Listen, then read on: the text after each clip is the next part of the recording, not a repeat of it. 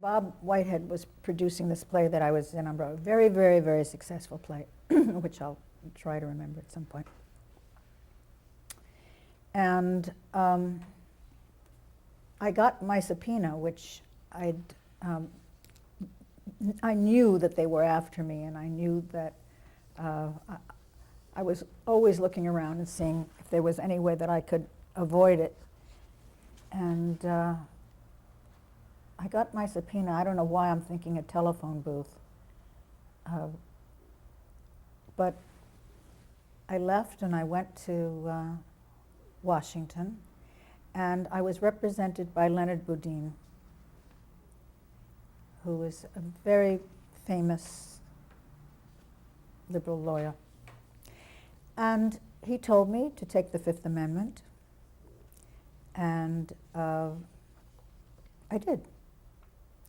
When I walked into, it was not a big room, it was a little room, and there was some congressman from Michigan there who said, "What's a nice little girl like you doing in a place like this?" And I said, "You know, what's a man like you doing in a place like this?" The questions that they asked were so really surprisingly ignorant of the kind of work that we were doing as a cross-section of actors who were determined to get rid of the blacklist. And by a cross-section of actors, I mean that the cross-section went all the way from communist actors to conservative actors who were on the board of Actors Equity, who had formed a coalition to fight the blacklist. So that really decent, brave people were fighting it. And they had no idea about that at all. Did they have any idea about you and your work and what you've done on Broadway and in films? They had no idea about it, and there was only one intention of theirs, and that was for me to turn in Arnie, for me to turn in my husband. When I took the Fifth on that and about any of Arnie's activities, they asked me about television directors that had, you know, nothing to do with this fight that we were in at all. I think there was a program I did called Danger, one or two other programs that I did where they were trying to kind of squeeze communist content into television programs that I did, which, you know, were just absurd. So I just simply, you know, took the Fifth all the way through and felt, you know, very comfortable with it because I was in a formidable place.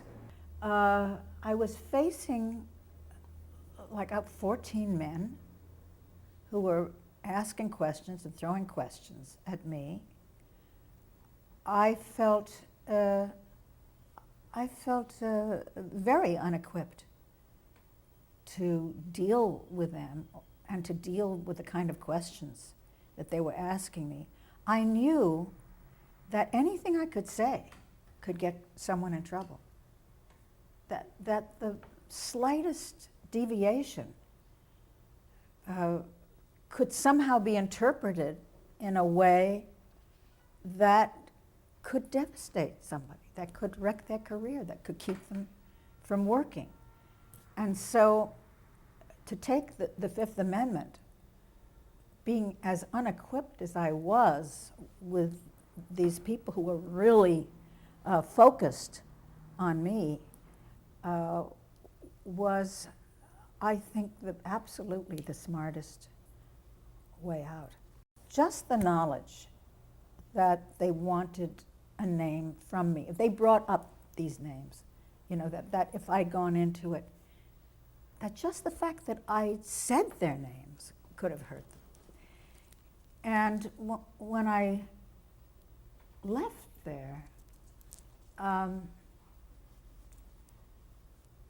I found that it was very difficult for me to say names. When I went on stage, I had to write names in my palm in order to remember it. That when I come up to saying a name, that my mind would go blank. Because you were totally on guard. I was so on guard. So really, when you say, oh, didn't you miss acting? Did you miss? My life was the battle. And it was a very, it was the essence of my life. Mm. There was a time during that period when someone called and said, oh, you're off the blacklist, did you hear? And I said, no, I'm not. They said, yeah, you are. And I said, no, I'm not. I'm not ready. And I wasn't.